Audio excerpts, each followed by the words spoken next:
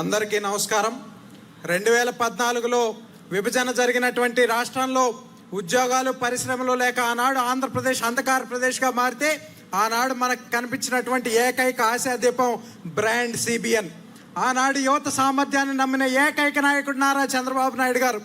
ఆ నమ్మకంతో యువతకి మనం నైపుణ్యాలు అందిస్తే ప్రపంచమే అవకాశాలు ఇస్తుందని భావించి ఆనాడు పరిశ్రమలకు కావాల్సిన నైపుణ్యాలని యువతకు అందించడానికి స్కిల్ డెవలప్మెంట్ కార్పొరేషన్ ఏర్పాటు చేసి తద్వారా సిమెంట్స్ వంటి అంతర్జాతీయ సంస్థల సహకారంతో రాష్ట్ర వ్యాప్తంగా ఉన్నటువంటి ఇంజనీరింగ్, డిగ్రీ, పాలిటెక్నిక్ విద్యార్థులందరికీ కూడా నైపుణ్య అభివృద్ధి చేసి వారందరికీ కూడా 2019 వచ్చేసరికి లక్షలాది రూపాయలు వచ్చే ఉద్యోగాలు ఇచ్చి ఆనాడు ఉన్నటువంటి యువత అందరికీ కూడా లక్షలాది మందికి నైపుణ్యాభివృద్ధి చేసినటువంటి ఘనత చంద్రబాబు నాయుడు గారిది.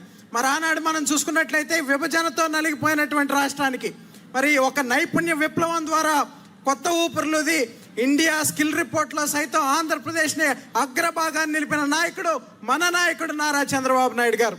అదేవిధంగా 2019లో మనం చూస్తే ప్రతీకారేచ్ఛతో రగిలిపోయినటువంటి నాటి పాలనలో యువత పడినటువంటి ఇబ్బంది, నైపుణ్యాభివృద్ధి కేంద్రాలన్నీ కూడా నిర్వీర్యమైపోయాయి. ఆ తర్వాత 30 లక్షల మంది నిరుద్యోగ యువతకి ఆంధ్రప్రదేశ్ రాష్ట్రంలో ఉద్యోగాలు కల్పించాలని 2019కి ముందే చంద్రబాబు నాయుడు గారు ప్రణాళికలు వేస్తే జగన్మోహన్ రెడ్డి అధికారంలోకి వచ్చిన తర్వాత వాటన్నిటిని కూడా తుంగలోకి తొక్కి అందరి కళని కూడా చిత్రం చేసినటువంటి ఆ ఘనత జగన్మోహన్ రెడ్డికే దక్కుతోంది. తన పాలనలో 2400 మంది యువత ఆత్మహత్యలు చేసుకున్నారు ఉద్యోగాలు లేకంటే. ఈ రాష్ట్రంలో అది కేవలం సంఖ్య కాదండి. 2400 మంది తల్లుల కడుపు కోత, 2400 కళ్ళకు జరిగిన అంత్యక్రియలని ఈ సందర్భంగా నేను తెలియజేస్తా ఉన్నా. అదేవిధంగా కక్ష రాజకీయాల్లో భాగంగా అక్రమ స్కిల్ కేసులో మన నాయకుడిని 53 రోజుల పాటు అరెస్ట్ చేసి జైల్లో పెట్టగలిగారు. కానీ ఆయన విజన్ని, ఆయన పట్టుదలని, ఆయనకున్నటువంటి ఆలోచనలు మాత్రం జగన్మోహన్ రెడ్డి నిర్బంధించలేకపోయాడు అన్నాడు. అయితే ఇదే సందర్భంలో రాష్ట్ర వ్యాప్తంగా ఉన్నటువంటి మనందరం ఏ విధంగా అయితే కదిలి నిరసన కార్యక్రమాలు చేపట్టామో, మరి 1 కాదు, 2 కాదు, 3 కాదు, 79 దేశాల్లో ఉన్నటువంటి యువత అందరూ కూడా ఆయన విజన్ వల్ల లబ్ధి పొందిన వారందరూ కూడా బయటకు వచ్చి నిరసన కార్యక్రమాల ద్వారా మరి తమ అభిమానాన్ని చాటుకున్నారు. దానికి మనందరం కూడా ప్రత్యక్ష సాక్షులు అయ్యాం. వీటన్నిటితో ఆనాడు రాష్ట్రంలో ఉన్నటువంటి యువత ఈ కక్ష రాజకీయాలు మాకొద్దని విసిగిపోయి ఒక స్పష్టమైన తీర్పుని 2024 ఎన్నికల్లో ఇచ్చారు. మాకు రివెంజ్ పాలిటిక్స్ కాదు, రిజల్ట్స్ ముఖ్యం అన్నారు. మాకు కేసులు కాదు, కెరీర్ కావాలనుకున్నారు. కాబట్టి 2024 ఎన్నికల్లో రాష్ట్ర రాజకీయాల్లో ఒక సువర్ణాధ్యాయానికి తెరదీస్తూ మన కూటమి ప్రభుత్వాన్ని అధికారంలోకి తేవడంలో యువత కీలక భూమిక పోషించింది.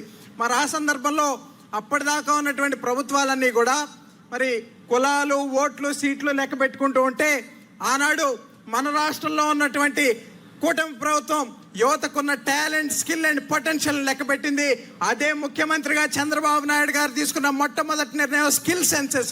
ఈ స్కిల్ సెన్సెస్ ద్వారా తీసుకున్నటువంటి నిర్ణయాన్ని మరి నైపుణ్య గణన చేసి నైపుణ్య పోర్టల్ ద్వారా వీటన్నిటిని కూడా పరిశ్రమలకు అందించినటువంటి ఒక చక్కటి కార్యక్రమాన్ని తీసుకోవటం. అదేవిధంగా రాబోయే రోజుల్లో స్కిల్ యూనివర్సిటీ ద్వారా రాష్ట్రంలో ఉన్న యువత అందరికీ కూడా నైపుణ్యాభివృద్ధి చేసి మరి వాళ్ళందరూ కూడా జాబ్ సీకర్స్ కాదు, జాబ్ క్రియేటర్స్గా చేయాలనుకున్న లక్ష్యం మన నాయకుడు నారా చంద్రబాబు నాయుడు గారు. దాన్ని ఈ సందర్భంగా తెలియజేసుకుంటూ అదేవిధంగా మనం చూసుకున్నట్లయితే మరి ఈ స్కిల్ సెన్సెస్తో మొదలైనటువంటి ప్రయాణం స్కిల్ ఆంధ్రాగా మారాలి. ఈ స్కిల్ ఆంధ్ర గ్లోబల్ ఆంధ్రాగా ఎదగాలనేది మన యువ నాయకుడి సంకల్పం.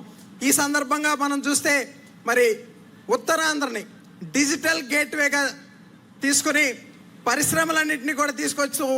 ఉదాహరణకి గూగుల్ కానివ్వండి, టీసీఎస్ కానివ్వండి, కాగ్నిజెంట్ కానివ్వండి, డెలాయిట్ కానివ్వండి, ఇటువంటి సంస్థలన్నింటినీ కూడా ఉత్తరాంధ్రకు తీసుకొస్తూ మరి యువత చేతుల్లో సర్టిఫికెట్లు మాత్రమే కాదు, పే స్లిప్లు, శాలరీ స్లిప్లు కూడా ఉండాలని నమ్మినటువంటి నాయకుడు నారా లోకేష్ గారు.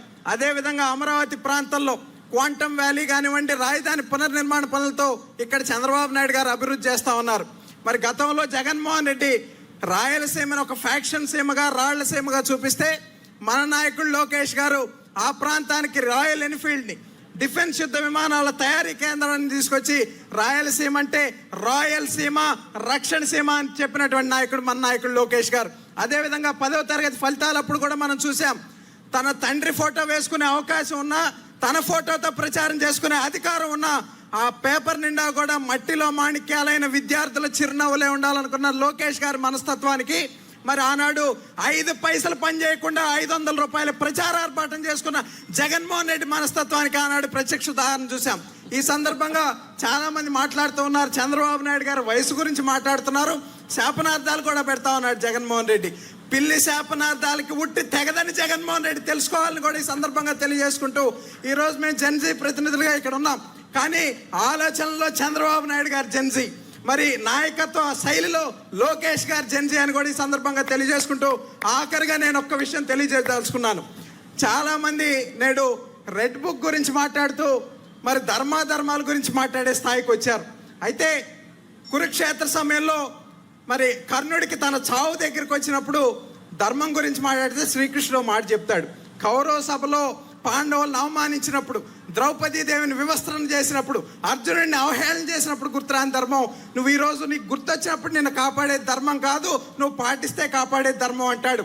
ఆంధ్రప్రదేశ్లో 151 మంది కౌరవ సభలో చంద్రబాబు నాయుడు గారిని బాధ పెట్టినప్పుడు గుర్తురాని ధర్మం, భువనమ్మను అవమానించినప్పుడు గుర్తురాని ధర్మం, లోకేష్ అన్నను అవహేళన చేసినప్పుడు గుర్తురాని ధర్మం నేడు గుర్తొచ్చిందంటే ఎవడి కర్మకి వాడే బాధ్యుడని ఆనాడు భగవంతుడైన శ్రీకృష్ణుడు చెప్పాడు. ఈరోజు ప్రజాస్వామ్యబద్ధంగా దాన్ని లోకేష్ అన్న అమలు చేస్తాడని ఈ సందర్భంగా తెలియజేసుకుంటూ అందరికీ ధన్యవాదాలు. జోహార్ ఎన్టీఆర్, జై తెలుగుదేశం. చాలా అద్భుతంగా మాట్లాడాడు మన పొట్లూరు దర్శత్. మహాభారతం నుంచి జెన్సీ వరకు ఏ చాప్టర్ను కూడా వదలకుండా ప్రస్తుతం ఉన్నటువంటి రాజకీయాలకి అద్దం పెట్టే విధంగా చాలా చక్కగా వర్ణిస్తూ ఈరోజు ప్రస్తుత రాజకీయ పరిస్థితుల్ని, జెన్జీ తాలూకా ఆలోచనల్ని ఈరోజు